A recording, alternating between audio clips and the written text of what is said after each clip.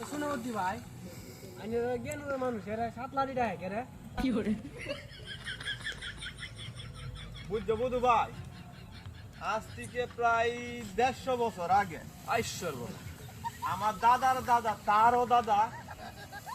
গেছেন বিলের হাট মাছ মারতো পরে না দোষে এক লাডি সামনে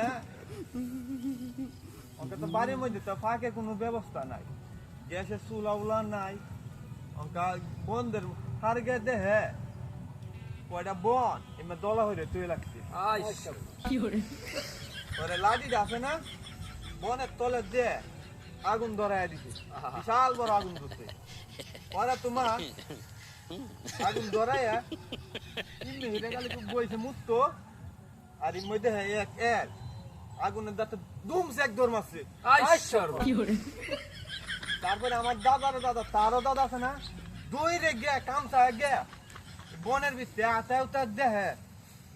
ওয়াল্লাহ এন তো এক লাডি না সাতটা লাডি ও বুঝছি এলে আগে তুই গেছে এইটার লাগে বেড়া তোর আরে ক সাত লাডি